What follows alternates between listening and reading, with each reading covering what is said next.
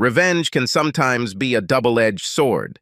Handling it carelessly can cause the desired damage, but it can also cause harm to the person using it.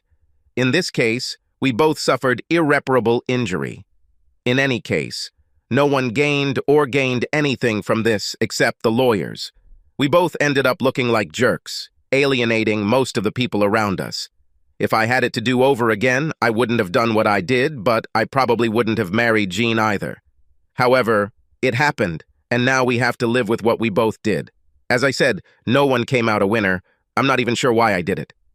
That's what I told myself the second time it happened. I guess the facts are known. I just didn't have the common sense to stop it, and never in a million years did I think I'd get caught. But I did. Something about a text message that I never saw come, and that my wife accidentally read. After that, I was kind of screwed, so to speak. Rhonda was just like, damn. I don't even know what to say except that there was something about Rhonda that drew me to her.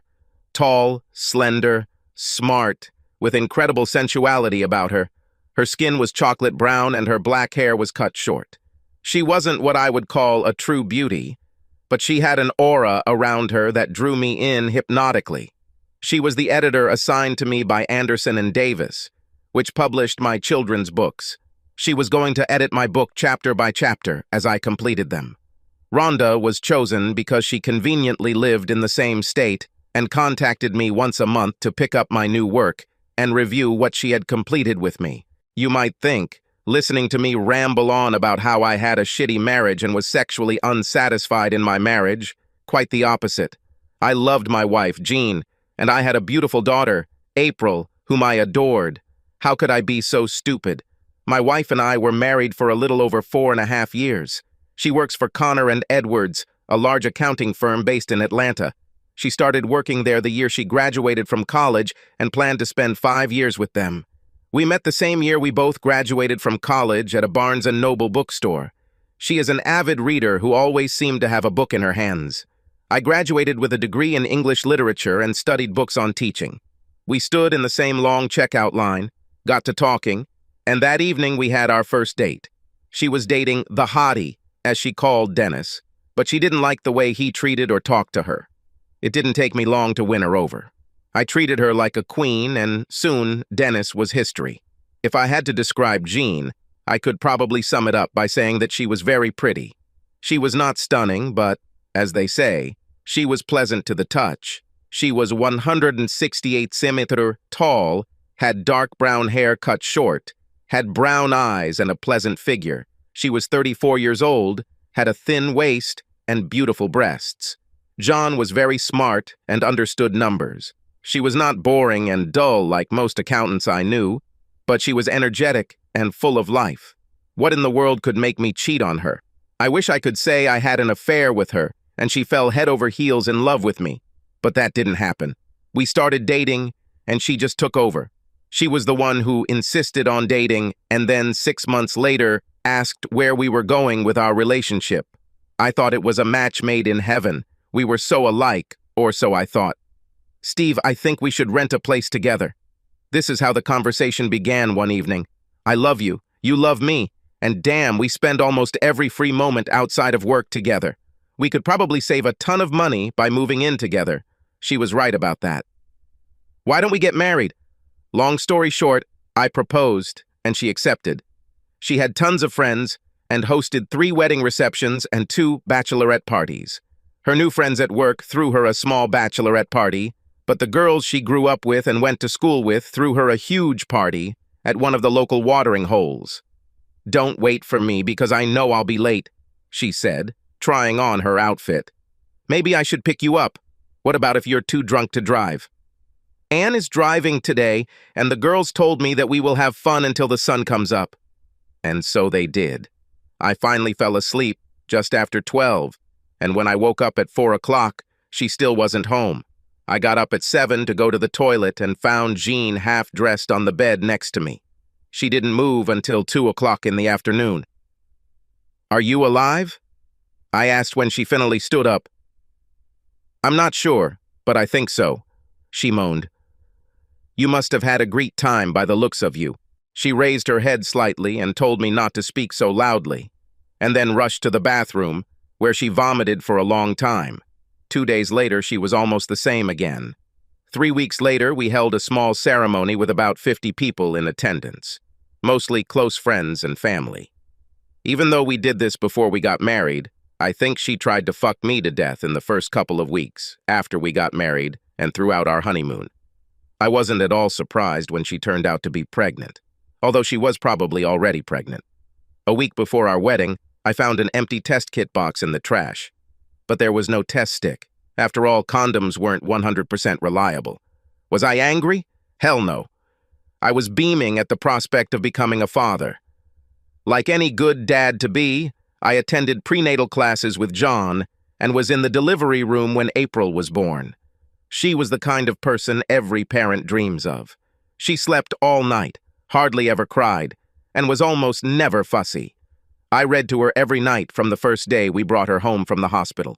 I didn't care that she couldn't understand a word I said. It just brought me closer to her. Jean didn't object when I took charge of night feedings or when I changed her dirty diapers, but she drew the line when I tried to help with breastfeeding. I found that playing with her other breast while she was feeding April didn't help at all. We did this a couple times a week almost until April was born. Even though our sex was pretty vanilla most of the time, every now and then Jean would let me go a little crazy, especially after she'd had a few drinks. After 2 glasses of wine, being blindfolded or having our hands tied to the headboard suited her just fine, and more than a few hot outfits kept our sex life fresh. When I told her I was thinking about writing a children's book, she was completely supportive. Even though I spent hours on the computer for months, she continued to encourage me. Finally, after many months, I finished my book, The Man in the Tree. Jean read it and said she liked it. I, on the other hand, thought it should be considered for publication. Pretty soon I realized that I was not Hemingway. Microsoft Word didn't even catch a third of my mistakes. Most of them were so egregious that I felt like an idiot after I sent the book to the publisher and asked them to at least correct the spelling and grammatical errors. I paid 2 of my smartest high school kids $50 each to check it at least twice. I resubmitted the book, and, to my surprise, they said that with more work it would be good enough to publish. What did they mean by extra work? That's when I was introduced to Rhonda. Thank God it didn't cost me anything because Rhonda must have spent a month redoing this or that in my story. I thought it sounded good before, but after she was done with it, it was great. It was a short book and I didn't make a hell of a lot of money from it, but it was a start. They said I had potential and were willing to work with me on my next 2 books. They constantly assigned Rhonda to edit my material. This is how my fall began. How is the story going? My wife asked me one evening at dinner. Okay, I guess, but it's much more difficult and slower than last time. I just hope there was more than just 1 book in me. You know, that wouldn't be the end of the world either, would it? You work hard all day at school and deserve some rest, don't you think? My wife truly was a gem. Well, if you're not too tired, how about we have a little fun tonight? Maybe I can give you a few things to write about, she said as she began to unbutton her top. It's a children's story, but on the other hand, maybe I'll write a story about a wife who seduces her husband and gives him a night of wild sex. I started chasing her around the kitchen table. Easy, Tiger, she said. Right now I need to get April ready for bed. Why don't you choose a short book to read to her tonight? I have a feeling we'll be doing a lot of research later for your next story. We had a great night of lovemaking. After kissing April goodnight and turning off the light, I found my wife lying on the bed. She was wearing something pink that covered almost nothing. 5 minutes later, it was on the floor and Jean was straddling my waist. I did my best to keep her straight as she rode me. For the first time in a long time, we did it twice. The first time was unbridled passion, and the second was tender love. When I asked if she was ready again, she just kissed me and said, "Not in your wildest dreams. You should be happy with what you have." "You can't blame a guy for trying," I answered and fell asleep. When I was far enough along with my next story, I arranged to meet Rhonda at my home shortly after 4 o'clock in the afternoon. My classes ended at 3, and I was usually home by 4. I prepared my first 3 chapters and went through them again to see if I saw any obvious errors. My big problem seemed to be that when I read my own work, I didn't read what was on the paper, but what I thought I had written. So much for the fact that I am my own editor. Rhonda was at least 175 centimeters tall. She didn't have to stand on her toes in front of my 6'1" frame to look me straight in the eyes. We sat at the kitchen table, Rhonda flipping through the pages, making notes. That's when I first started to notice, or better yet, study it. She wasn't bony, but she didn't have an ounce of excess fat. She had big brown eyes, decent breasts, and long legs. After thinking about it, I estimated that she was about 30, but one way or another, I could be mistaken by about 5 years. And then it dawned on me. It was the one thing that drove me crazy whenever we were together and ultimately doomed my marriage. It was her scent. I really noticed this during our second meeting. We were discussing a few changes she had made and were almost so close we could touch each other. It was warm, although not warm enough to sweat. I don't know if it was her perfume or something else, but she smelled wonderful. I found myself taking deep breaths every time she moved closer. What the hell could it be? The smell was sweet, but with a heavy, musky pungency. I almost asked what gave her that smell, but decided it was too personal a question. After watching the first 3 chapters, we skimmed through the next 4 before Rhonda said she had to leave. "Your work is very new and refreshing," Rhonda told me, and began putting everything into her briefcase. "However, you start repeating a certain word more than once in a paragraph. Use other words that may be acceptable. You're still new to this, and you still have a lot to learn, but you have a future if you can stick to my advice." I thanked her and escorted her to the exit. I sat at that damn table, taking deep breaths, inhaling what she left in my kitchen. When Jean returned home about 20 minutes later, she said the kitchen smelled bad. She then sprayed air freshener to get rid of the smell I was enjoying.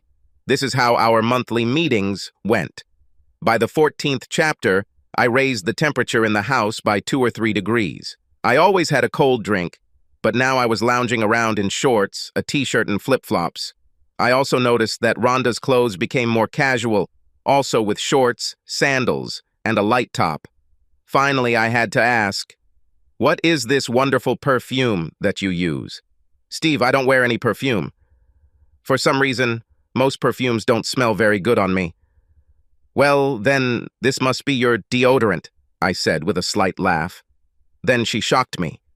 "No, this cannot be either because I never use it. I hardly ever sweat and I hate clogging my pores with any chemicals." She smiled. "Well, Rhonda, if you don't mind me saying it, you should bottle your scent because you always smell fantastic." I was going to say erotic, but I didn't want to be misunderstood. I didn't need a sexual harassment lawsuit, but she smiled. We sat next to each other for all 24 chapters and went from Diet Coke to glasses of wine during our proofreading sessions. I developed a great set of lungs as I continued to inhale her scent. It was when I started thinking about what it would taste like that I got into trouble. It all started with a casual hug and then a kiss on the cheek.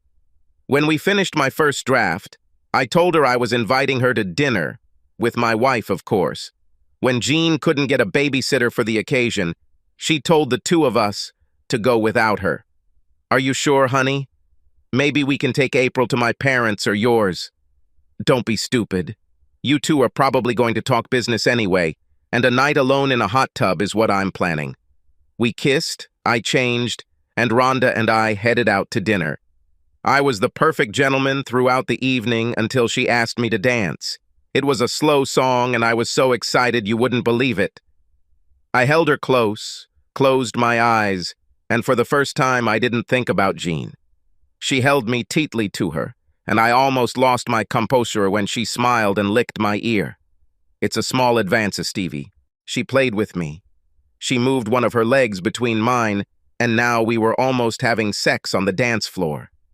When she reached down and squeezed, I did everything I could think of not to shoot. I knew I was in trouble. We ended up in her room, and I finally got to try what I had been smelling for the last couple of months. I think I explored every square inch of her body as I brought her to climax at least twice. Then 2 more rounds, a long shower, and I was on my way home. You know, I didn't even think about what I had done until late the next day. I must have still had my head in the clouds, remembering every second I spent with her, and then I had a big crash. The text message about what a wonderful time she had only added to my shame. What the hell did I do? People were getting divorced because of what I did last night. I promised myself it would never happen again, but it did. School was closed for the Thanksgiving holiday week. Rhonda asked if I had finished the last 2 chapters because her boss was trying to get them ready for publication just after the first of the year. I'm done with everything, but I haven't looked at the last chapters more than once. Okay, why don't I come over on Wednesday and we can finish the last 2 chapters, review the rest, and send them to the office from your house. This way, I'll get paid. You won't have to worry about it anymore, and you can rest easy. It sounded good to me. Luckily, she didn't mention what happened between us last time. At dinner, I told Jean the good news. After a week starting Wednesday, the book will be put aside. We'll have a great Thanksgiving and Christmas with a few extra dollars this year. I made a couple $1,000s as a base and extra if the book sold enough copies. I didn't want to get Jean's hopes up, so I just told her that the $5,000 I was going to get was all. We started just before 9 o'clock in the morning, and Rhonda really tried hard for the first couple of hours. We made very few changes, and just before 2:30, everything was ready. "Steve, I need to use your bathroom," Rhonda said, getting up from her seat and stretching. "It's down the hall to the right," I told her, feeling pretty good about finally finishing my book. I watched her walk down the hallway and started looking through the book again. I didn't even hear her come back. "I think it's time for us to celebrate, don't we?" I heard her say this behind me. I turned around and my jaw dropped. She didn't have any clothes on. I started to say, "Rhonda, I can't do this." But she shut my mouth before I could say it all. She was completely ready to work me before I knew it, and I was kissing her furiously before my brain finally registered what was happening. Lips, tongues, fingers. It was all in play for the next few hours. Do you know what that smell is that you liked so much? Well, since I hate driving, I spend those 2 hours playing erotic CDs and playing with myself. So, the smell you smelled on me was the smell of sex. I never realized I smelled so bad until I saw how crazy it drove you. I thought I would wear you like a second skin. You were so close to me. I was right about one thing. She tasted as sweet as she smelled. The second time, when she reached the finish line, she shouted, "No more!" We showered together, and after half an hour, she was ready to leave. We kissed at the door, and Rhonda asked me to let her know when I started my next book. I washed my face again, sprayed the room with air freshener, and opened a few windows to ventilate the room. We exchanged a few messages back and forth, and I told her that our last time together would not happen again. I told her it was unforgettable, but that I loved my wife and didn't want to ruin my marriage any more than I already had. She said she understood. It was just after the first of this year. I was working in the garage when a text message arrived on my phone, which was lying on the kitchen table. Jean was preparing April's lunch when the beep sounded. Automatically, she picked up the phone, read the message, and in 1 New York minute, my life and marriage ended. Over the next 3 hours, there was so much screaming and sobbing that I never had time to catch my breath. I would like to say that I was politely asked to leave, but what actually happened was that, for my own safety, I packed a bag and went to the motel along with my cell phone, which ended my happy life. Just wondering if you have started your next book? I miss your golden tongue. I don't think my deepest place will ever be the same, was the message from Rhonda that ended it all. I spent the next 2 months begging and crying, but to no avail. I was a bastard, a lying bastard, and Jean wanted nothing to do with me anymore. I asked to be given a second chance. I begged her to go to counseling. I begged and crawled on my knees, saying I would do anything, and I really meant anything, to get her back. Nothing helped. I was served. The reason was written in capital letters, adultery. I found a small apartment near the school where I worked. I figured I had 90 days to try to talk her out of it. Her father hired Jean, a good lawyer. Heck, he was a great lawyer compared to the one I had.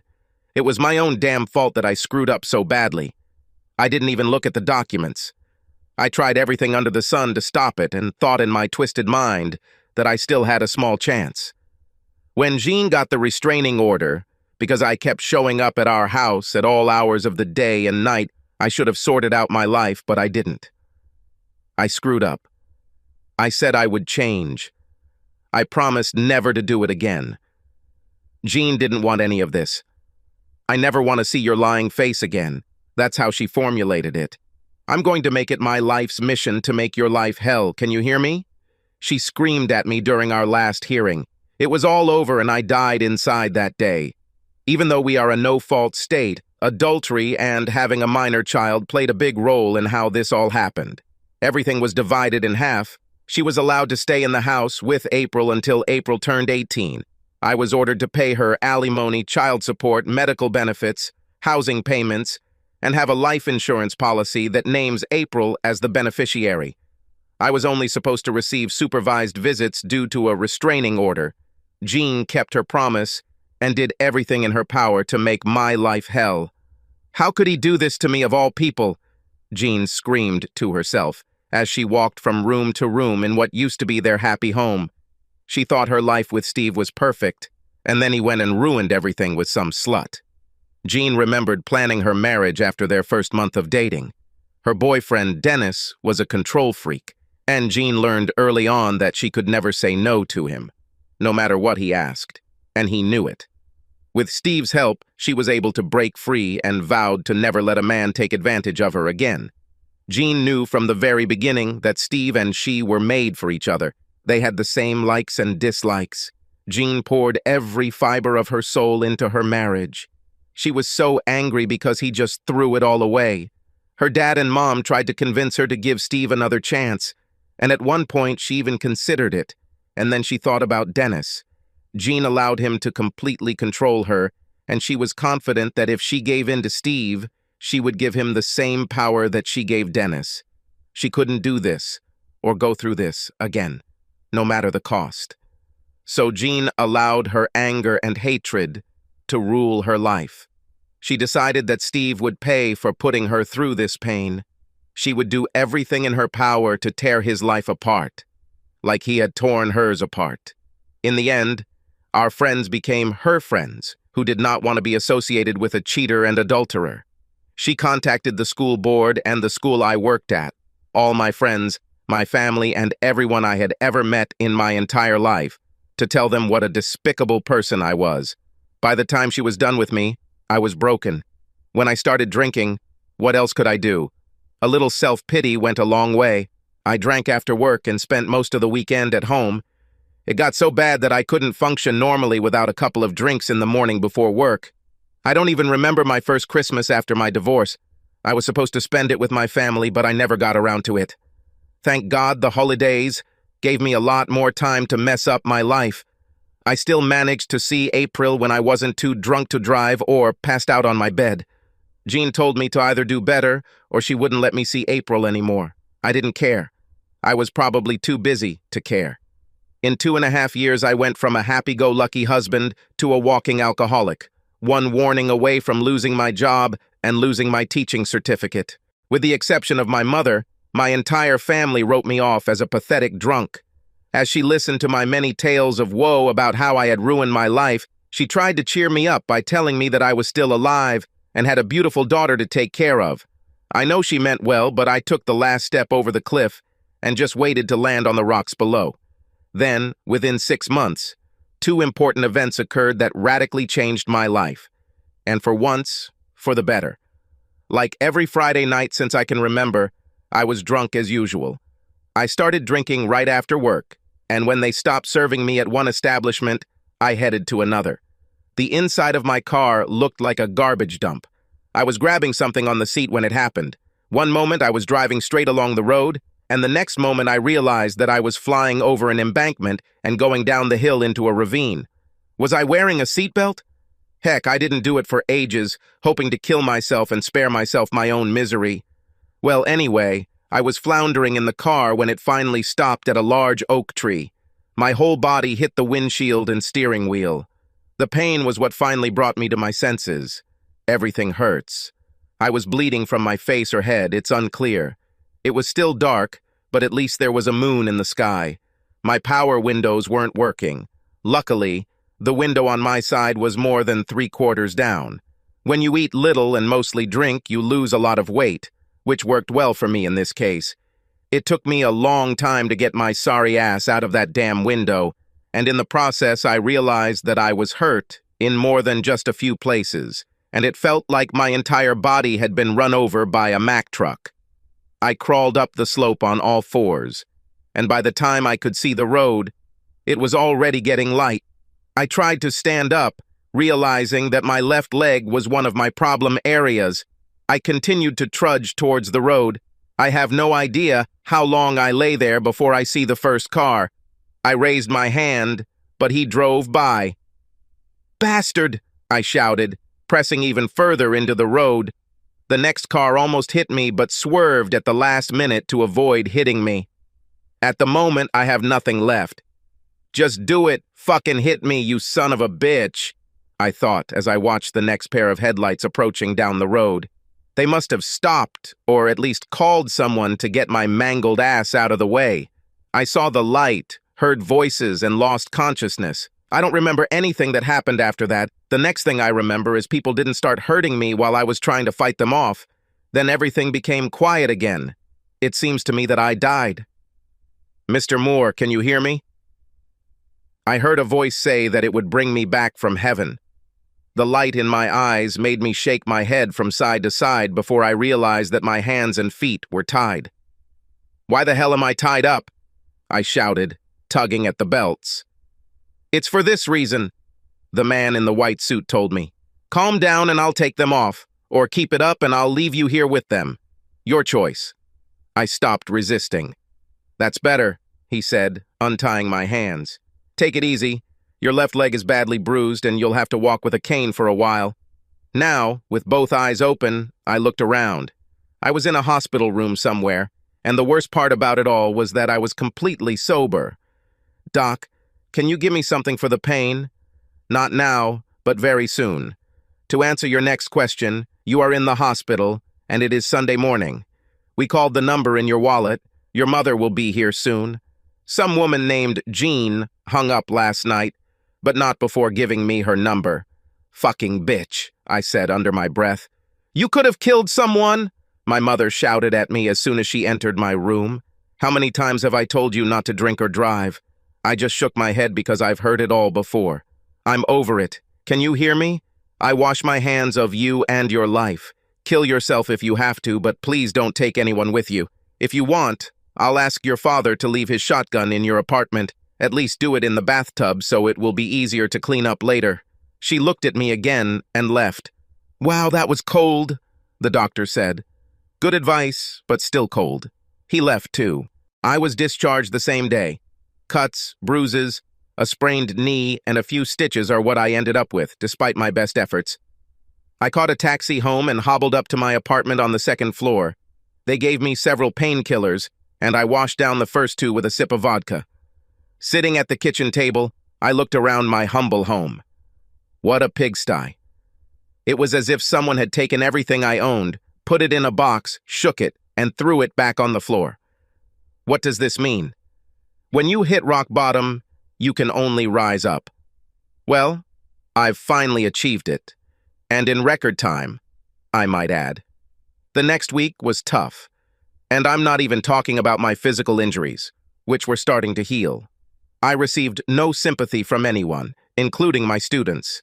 The drunkard got what he deserved, was the general opinion. The worst part was that I was sober, and the world didn't look so rosy. I couldn't stay home because I spent my entire weekend dealing with my hangover.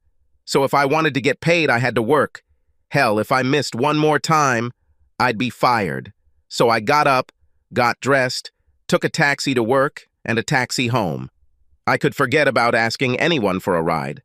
I was still a worthless drunk and a cheater, and most of the other teachers wanted nothing to do with me. Hell is the only way to describe the next month. The human body is not designed to endure such suffering, and I had neither the time nor the money to go to rehab. I suffered 24 hours a day, or at least when I was awake. The whole time Jean rode my ass, because the only way I could get to April was by taxi, and my family still didn't want anything to do with me anymore. I struggled with this alone. On the bright side, I no longer had supervised visits. April was a child and was used to me staying away for too long. When she told me some of the things her mother said about me, I cringed. The worst part about all of this is that most of what she said was true. No matter what, I tried to see her once every 2 weeks. Jean was out of town, and it was my weekend to spend with April. She said she dropped April off at her parents' house, and I could pick her up from there. "Try to stay sober for once," were her last words to me. I had a good relationship with her parents, Connie and David, right down to Rhonda, and they didn't blame their daughter for divorcing me. The only harsh words David ever said were when he said he was disappointed in me. He thought I had a stronger moral character. It hurt more than any scream. I was busy and called David to say I would be an hour or so late. Still as sweet as he always was, David said, "Steve, why don't I give April a ride to your house and save us both a lot of trouble?" "Thank you, David. I would appreciate it if it's not too intrusive." "No problem. We'll just meet you at the entrance in, say, 20 minutes. I was on the sidewalk when I saw their car turn right onto my street. I was very confused when they drove right past me, but I caught a glimpse of Connie grabbing the steering wheel. Their car crashed into 2 other cars on the right side of the street before crashing into a taxi, waiting to pay its fare. I dialed 911 and was running to the car before I even heard the crash. Paramedics were on scene in less than 5 minutes. I went to the hospital in one of 2 ambulances. David suffered a heart attack, and Connie had a broken arm and several ribs. April punctured her spleen and needed surgery to repair the damage. I told the doctor to take as much blood from me as he needed for my little girl. As soon as I got to the hospital, I called Jean and told her what happened. I gave her the news hour by hour until she arrived later that evening. When the doctor came out and said April was fine and out of danger, I felt incredibly relieved. I said that if she needed more blood, I still had 2 quarts. "Mr. Moore, we couldn't use your blood because she's not right for April," he said, looking at me. Okay, that didn't make any sense. "What do you mean it doesn't fit?" He dragged me into his office. "Mr. Moore, have you ever done a DNA test?" I got even more confused. Why the hell would I need a DNA test? Is there something wrong with my blood? He said something about positive and negative rhesus, but I didn't understand what he was talking about. "It's not easy to say," he said, looking at me. "Are you by any chance April's stepfather, or did you adopt her?" He continued to ask. "No, April is my child. I am her father. Just to be 100% sure, I need to do it." He took out a cotton swab and ran it along the inside of my mouth. "What was this for?" "I'll take the same swab from April and do a DNA comparison between the 2 of you. Mr. Moore, I could be wrong, but I don't think you are April's biological father. In about 5 days, I will have the test results to confirm if what I suspect is true." I left the room and went to check on April before heading out the hospital doors. That night I cried and then became angry and furious. These 5 days were hell. Every day after work, I would stop by to see how April was doing. She was expected to be discharged by the end of the week. I even made it a point to stop by to see Jean's father, David. "If you had your damn license, none of this would have happened." Jean snapped at me as I entered David's room to see him before leaving the hospital. "You make me sick, you fucking loser!" She screamed at me while her father told her to hold back. "Why should I? If he hadn't cheated on me, we wouldn't be where we are now." There was still no forgiveness in her voice. I told David that I hope he feels better and gets better soon. I turned to leave. I couldn't leave the room fast enough to escape Jean's vicious vitriol. 5 days later, I was in the hospital looking at a piece of paper that would change my life for both the better and the worse. April was sleeping when I entered her room. I didn't bother her, but before leaving, I kissed her on the forehead. "What the hell do you want?" was the greeting I received from Jean when I entered David's room. "I thought you would be here," I said, handing her a copy of what I was holding. "What the hell is this?" "This, my dear Jean, is the hand of God." "Steve, what the hell are you talking about?" Let me explain it in a way that even your corny little mind can understand." This made her even angrier, but this time she shut up. "This paper shows that I am not April's biological father, you fucking tramp," I said, raising my voice at the last part. "Who is April's father, Gene? Or don't you even know for sure?" "Steve, there must have been some mistake," David said. "No mistake. The doctor did a DNA test on both of us. When were you going to tell me that April wasn't mine?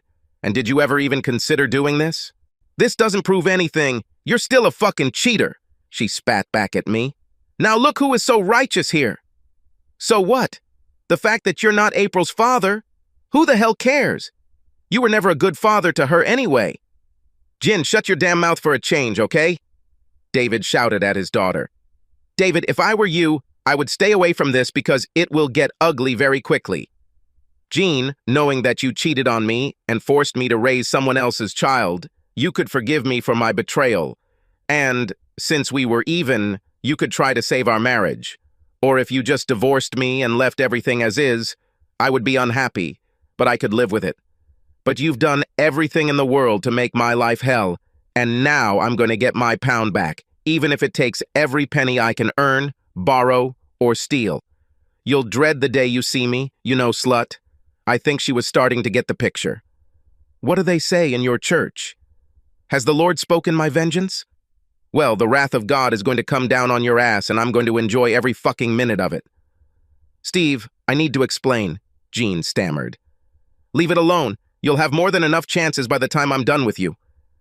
I smiled for the first time in years. "Steve, don't do this. Think about April," David said. I turned to him, shrugged, and said, "You should talk to someone who cares, because I don't care." With these words, I limped out of his room, this time with my head held high. By the time I got into the taxi, my self-esteem had grown. I found the meanest fucking lawyer money can buy. I think he would have sold his sister to a brothel if he thought it would help him win his case. By the time I finished telling him my story, he was salivating. "Well, do I have a case against my ex?" "Steve, first question, how far do you want to go with this?" "I don't understand," I answered. "It's a simple question. How far do you want to go in this matter? It won't be nice if you tie my hands later. I want her to pay and suffer the same way she made me suffer for the last 2.5 years. That's all I wanted to hear. You know it will cost you dearly, but I will make sure you get back every last penny." It seemed like he was also going to make sure he got his money no matter who won or suffered. We talked for another hour. He gave me a list of things to pack for him, and I left there, at least for a while. 2 weeks were enough to put everything on paper. I think he was as excited about the case as I was. "The first thing we need to get is an annulment of your marriage.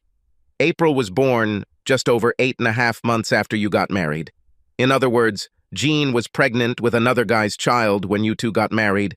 The DNA report, your affidavit that you used protection while having sex with Jean, April's birth certificate, and your signed marriage license are all nails in her coffin, so to speak. I have already sent the papers to the church in which you were married and to the head of the local archdiocese. With the amount of evidence we have, there's no way they'll turn us down. How long do you think this will take? If I insist on this issue, it will probably be a little more than a month. This usually takes 3 to 6 months. Jean's parents still attended that church, and everything would probably have come to light before it was final. My skin became even thicker. Then where do we go next? If there was no marriage, then there can be no divorce. We're going to collect from her the alimony you paid her, child support, and the house, because it's still essentially half yours. After we annul the marriage, if I were you, I would return to the house, especially since you are making the payments. When can we start all this? I became more and more horny. As soon as you sign these papers, everything will start moving. I signed with a big smile on my face. My lawyer continued. I forgot to mention. I accuse Jean of fraud and seek from April's real father a refund of your expenses for her care since birth. FYI, I'm guessing her ex-boyfriend Dennis is our logical choice, but I asked her to report the father if it's not him. I found out that Dennis is now married, so I think his new wife will not be happy with him when he is ordered to give a DNA sample. Anything else you want? Nothing that I can think of right now, but I'll probably think of a couple of things in the next week or so. I think you covered the basics. Steve, this is what you pay me for. Steve, what the hell are you doing? Asked the distraught Jean. I told her she could talk to my lawyer before hanging up. She called twice more, and both times I hung up. Then my mother attacked me. Steve, I just got off the phone with David and Connie. Are you trying to annul your marriage? What kind of marriage? Jean was pregnant with someone else's child when she tricked me into marrying her. April is not mine. I guess I'm not the only asshole here. And besides, why do you care? Aren't you the one who said you don't want anything to do with me anymore? Steve, honey, it used to be when you were drinking all the time. And don't forget when I was a cheating bastard. Let's not remember this now, my mother asked. I cheated on Jean. I apologized. I begged her to forgive me. She sent me and did everything in her power to make my life a living hell. And you, my precious mother, took her side. Now it turns out that Jean wasn't as fluffy as everyone thought. She was a fucking slut who put someone else's baby on me and let me think he was mine all these years. Am I angry? Hell yes. So please stay out of my life and let me ruin it myself if I want. I hung up. Damn, that was nice. There had never been an annulment in the diocese before, but even the bishop could not dispute the facts. Jean lied and went into marriage fully aware that the child she was carrying was not mine.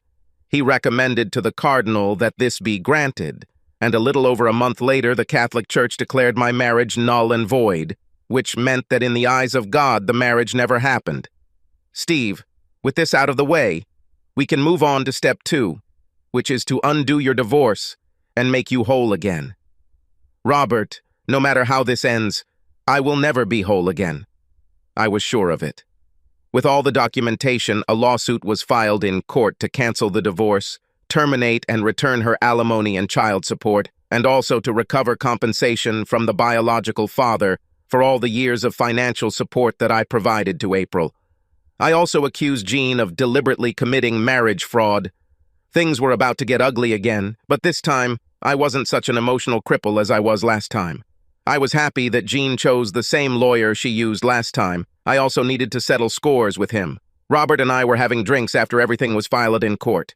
Steve, you seem like a good guy who got taken for a ride and humiliated last time. But if you go through this, you'll probably hate yourself in the future. Now I hate myself, so what's the matter?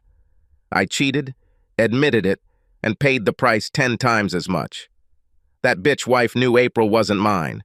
And if she had just come clean at that point, we probably could have worked things out. I'm not saying it would have been easy, but the way I felt at the time, I would forgive anything to get her back. Do you know what it's like to have everything 1 minute and nothing the next? I drank to numb the pain, but no matter how much I drank, it was still there. So now I'm sober, and the pain is still there, and it's time to make it go away. It might cost me everything to get rid of this, but I can't continue like this. Does this make any sense to you? I guess in a weird way it happens, but you know you can never undo it once it starts. I knew it, but it was much better than my father's shotgun. He can't be serious. Look at all these charges, John shouted to her lawyer. Her father looked over her shoulder at the legal document his distraught daughter held in her shaking hands. I hate to say it, but he has a very strong case, and he will probably win. Have you tried talking to him about this? Well, you know, reason with him? He just says to talk to his lawyer and keeps hanging up. I can't believe he's so vindictive. I can, her father spoke. You did everything you could to destroy him, almost cutting off his reproductive organs. And you probably would have done it if you could. That bastard cheated on me, she screamed. What the hell did you do with him? You got pregnant and gave him someone else's child to raise. What the hell do you think he was going to do when he found out? He's going to come at you with everything and try to execute you the same way you executed him. But this time, you have more to lose than him. Last time, you were a poor little hurt wife and mother. This time, you will be the devious, cheating slut. Jean, listen to your father. He knows what he's talking about. The lawyer supported David. I might lose, but he'll never see April again. Never. Can you hear me? she shouted at the two of them. "How will it hurt him? April is not his biological child. But April loves him to death. He is the only father she has ever known. Jean, you were wrong before, and you are wrong now. You just can't see it through all your hatred." The cancellation of the divorce was inevitable. With the annulment of the marriage, there was no divorce.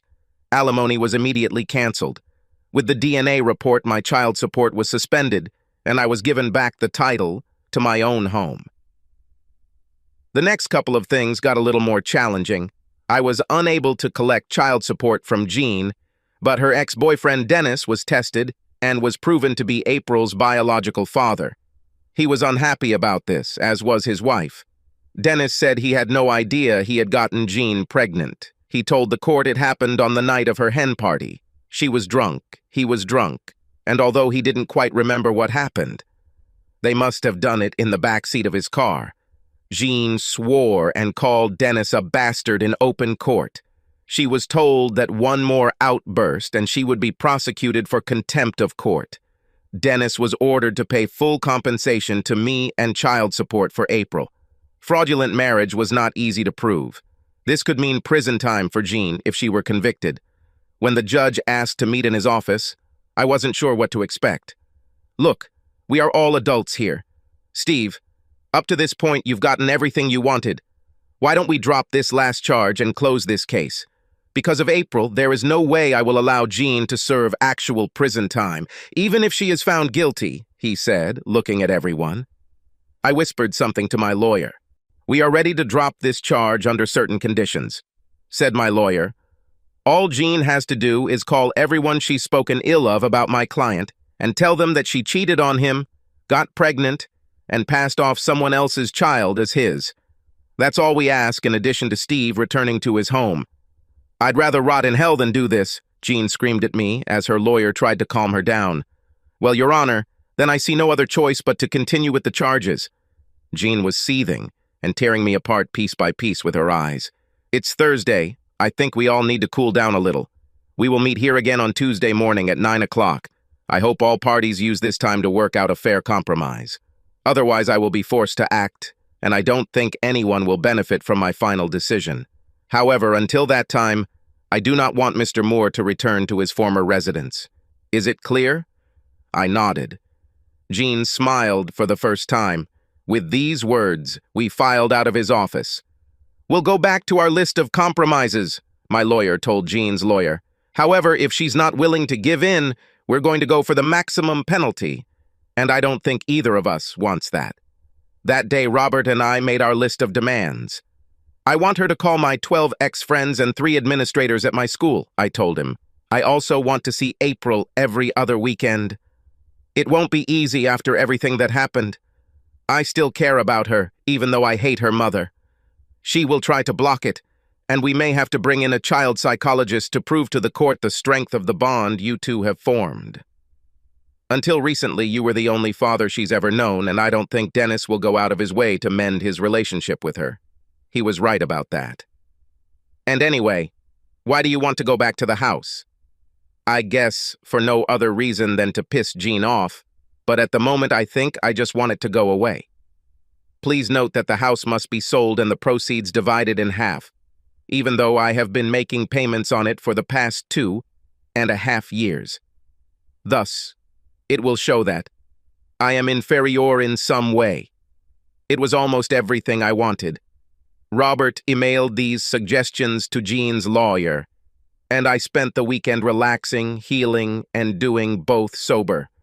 It was about 2 o'clock on Monday morning, and I should have been asleep by now. I've been lying on my bed for the last 2 hours or so, staring at my laptop. More than once in the last 2 years, I had thought about throwing it into oblivion, but I was usually too drunk to stand, let alone do any harm to anyone but myself.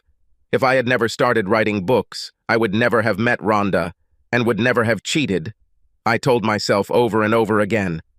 But sober, in the dark, I knew that this was not entirely true. I did it because I could. She never forced herself on me. My own weakness voluntarily led me to the slaughter. Jean was everything I ever wanted, and forgetting what she did to April, she was a great wife and mother. If it weren't for that accident and my presence there, I would never have known about April, and none of this would have happened. I had no one to blame but myself. Both books were still selling, and all royalties were deposited into my escrow account. I still owed them another book on my contract, but I hadn't heard from them in over a year, after we had a couple of drunken conversations. I lifted the lid of my Apple laptop, turned it on, and looked at the backlit keyboard. I typed for about 2 to 3 hours before stopping. I showered, shaved, caught a taxi, and went to work. Give up everything except selling the house, and so I can see April. Tell them they can stay there until it's sold and I'll still pay the mortgage. Are you sure about this? I just want this to end. I don't have the strength for this anymore. I didn't show up in court on Tuesday. The last charge was dropped. The judge made his final decision. The case was closed. My family tried to call, but I wasn't quite ready to receive them. Through my lawyer, Jean sent me a message thanking me for finally being human. I think it was her way of saying, thank you. I never answered. I bought a Chevrolet 10 years ago. When the house was sold, I bought a small apartment, and for once, life began to go well again. Jean allowed me to see April every week, and I spent the next 6 months trying to repair the damage I had done to our relationship. It hasn't been easy, and we're not quite there yet, but at least I'm trying. I stay busy and drink too much coffee, or so my dentist tells me. One night, out of the blue, Rhonda texted me saying she was sorry. I simply replied that I did too, and left everything as it was. But I stayed busy. It was the only way I could heal. It was just after 6 when Jean returned home from work. It was a terrible day, and all she wanted to do was take off her shoes and relax. She waved to her neighbor as she walked down the driveway to the mailbox, wondering what new bill she'd find there today. It was full, not with bills or junk mail, but with a large brown bag with something hard inside that took up about 75% of the empty space. With no return address in sight, John tucked it under her arm and continued going through the rest of her mail, slowly walking back toward the house. She threw everything on the counter, went to the refrigerator, and pulled out a bottle of cold white wine. After pouring a glass, she sat down at the bar and put her feet on one of the other chairs. After taking a sip or two of wine, she continued looking through her mail. Trash, trash, trash, legislation, and political advertising. That's all. Grabbing the package, she searched again for an address before pulling the nylon tab to open it. She was leaning against the counter when April burst through the front door, asking when dinner would be ready. Jean didn't hear her then, or when April came over and tugged at her dress, asking her mom what she was doing. She could see little wet spots on what her mother was reading and looked up to see her mother crying. Tears streamed down her cheeks and dripped onto the pages from her chin and the tip of her nose. "Mom, are you okay?" April asked. More than worried. John didn't say anything to her for another couple of minutes. John looked up from what she was reading, wiped away the remaining tears, and hugged her daughter. "You know I love you," she said, kissing her on the cheek. "Mom, you got lipstick on me," April said, hugging her back. "And you know your dad loves you too, right?" She nodded and asked again what was for dinner. "Go wash up and then set the table while I heat up what we ate last night," Jean said, taking a long sip of wine and taking the remains of last night's dinner out of the refrigerator. She must have looked back at the book on the counter a dozen times before dinner was ready and while they were both eating. Jean remained silent, only half listening to April's non-stop chatter.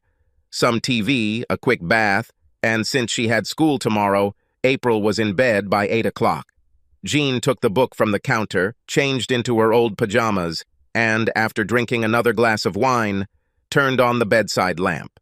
Placing 2 extra pillows under her head and 1 under her knees, she continued reading. As before, tears stained the pages, and she had to stop reading several times to wipe her eyes. She had to take several deep breaths each time before she could continue. It took another 4 hours and a total of 3 glasses of wine before she finished reading. She made a mental note to call in sick after she put April on the school bus tomorrow morning. With the light still on, she finally dozed off. And if April hadn't made so much noise, Jean would probably have slept for a couple more hours. April was already dressed and jumping on her mother's bed, asking about breakfast, when she noticed a book on the bed next to her mother. "What is this?" she asked, picking it up. "Just a book." "I want bacon and eggs, toast and jelly," April said, snuggling close to Jean's tired body. 35 minutes later, she ate and walked out the door, waving back to her mother. With a cup of coffee, Jean headed back to her bedroom. "Carol, I won't be able to come this morning. I'm not feeling too well. I think I'll just spend the day in bed." "See you tomorrow," she said, hanging up. After putting the cup of coffee on the night table, she took it back and read the cover to herself. "Nobody wins." On the inside cover, it was written, "This book is dedicated to the wonderful family I once had and lost." This brought another tear to her eye as she read the first paragraph again. "This was no one's fault, but my own.